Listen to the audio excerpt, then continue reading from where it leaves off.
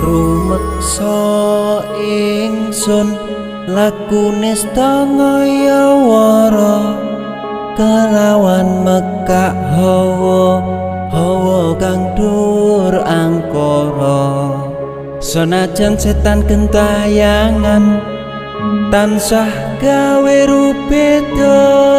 hingga pupusing jaman hametek ingsun nyirep geni wisamorka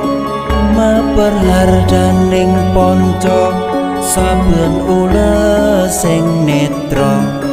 linambaran sih kawelasan ingkang paring kamulyan Sang Hyang Jati